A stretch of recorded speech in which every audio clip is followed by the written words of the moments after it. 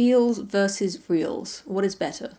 Is it better to make decisions based on your emotions or make decisions based on your rational thoughts, your reasoning? Well, that's not a question I'm going to be answering in this video, because what I'm actually going to be talking about is why I think both are necessary for making good decisions, making good judgments. And it's something that I've been thinking about a lot recently. You could say that I started thinking about it starting about a year ago, but I only started to put those thoughts into actual something that I could express very recently as a result of reading The Righteous Mind by Jonathan Haidt. You can see from my bookmark placement that I haven't got very far at all, but already it's got my mind going, my noggin jogging, as I like to say, and I've just been thinking about it a lot. I've been writing in the margins, although that's something I was raised to never do, but I keep having these sort of mini revelations when I'm reading it, and I just want to jot it down in the margin using a pencil.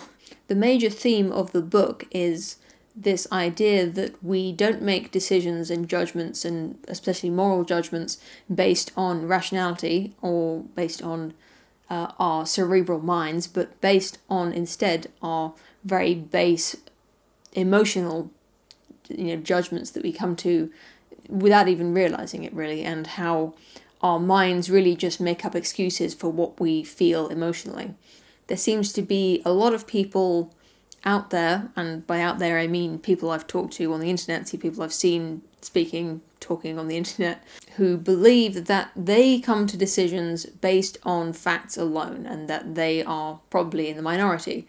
I expect that a lot of people watching this video now think of themselves as a person who comes to decisions and judgments after careful consideration of the facts relating to whatever the subject is. But the truth is that you're probably making decisions based on your emotions and your judgments, and that whatever rational thought you put into it is just you pretending to yourself that you're making that decision based on that, and really what you're trying to do is justify the position that you already hold because of your gut emotional reaction.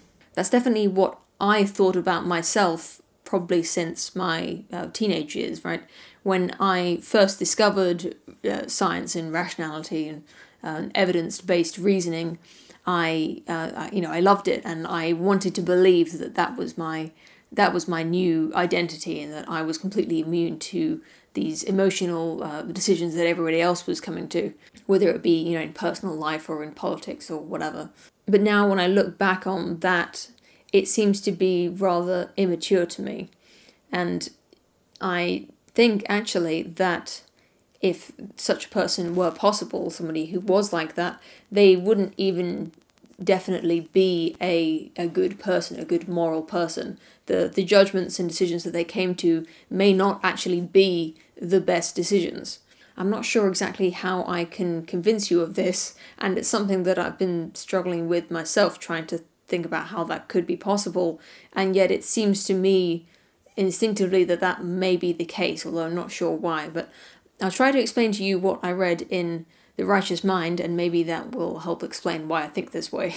Jonathan Haidt in the book describes how in the first years of moral psychology as a field, it was taken as an assumption that people make moral judgments about each other and about themselves based on only analysing the harm that is done and how fair the situation is, or how fair the actions are. And these were the only two criteria where people could judge actions morally, was whether they're fair or whether they do harm, or whether they do not do harm or prevent harm.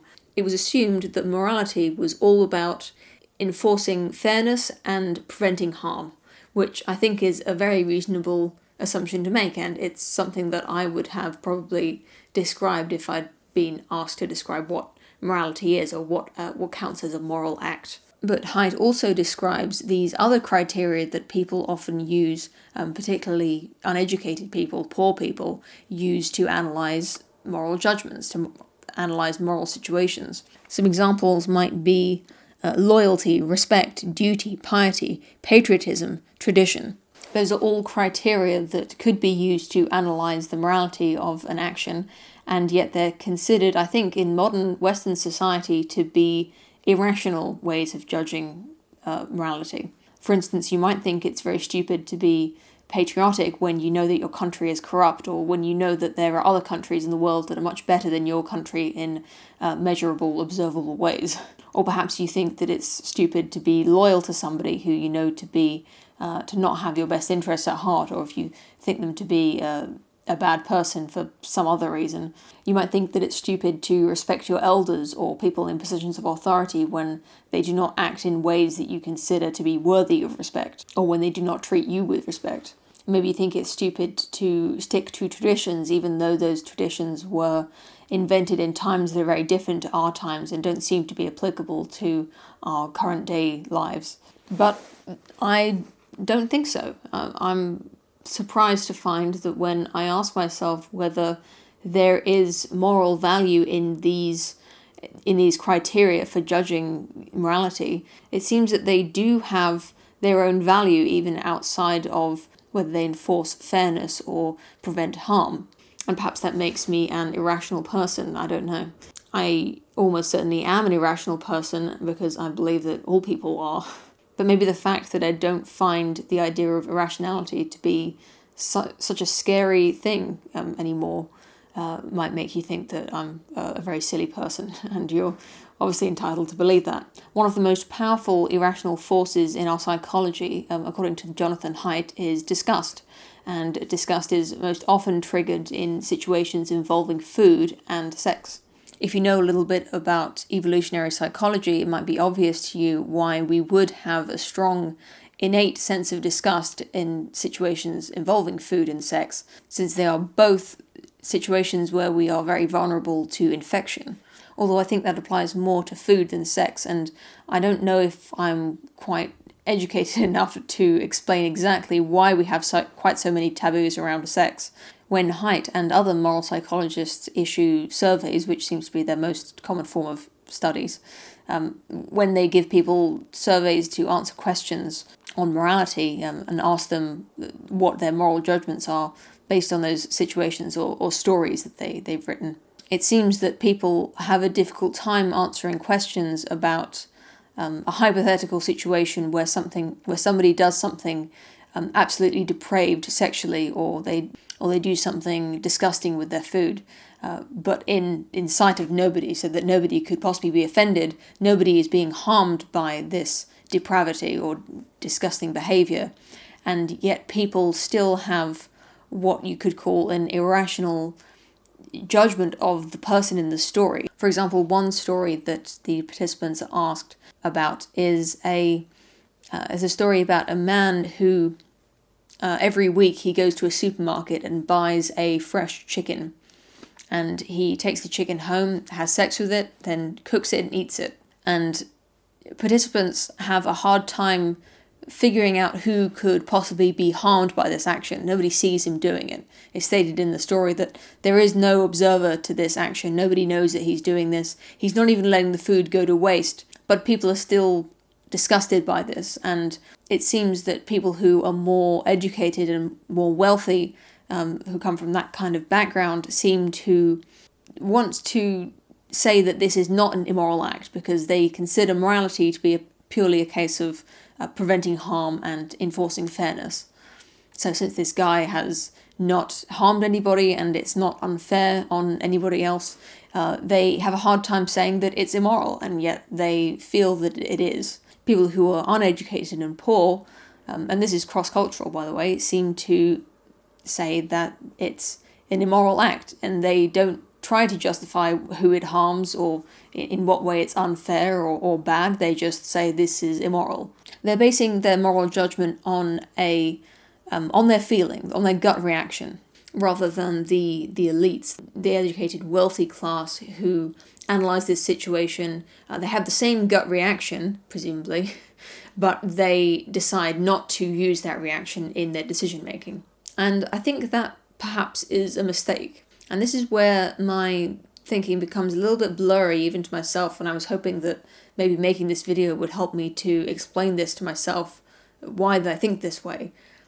But I think it's a mistake to worship rationality as the perfect tool that far exceeds our own emotional understandings and our own, what you could call it, emotional knowledge, our own emotional reactions. I think if I lived in a society where people regularly bought dead animal carcasses and then had sex with them and ate them, I wouldn't be happy. It wouldn't make me happy to live in a society where that was the social norm, because that disgusts me and I wouldn't be able to be friends with that kind of person.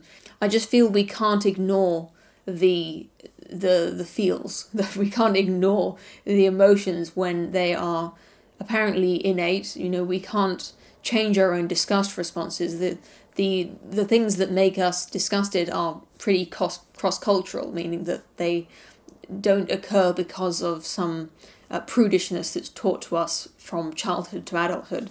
Although obviously some social sexual taboos and even food taboos are learned culturally as well.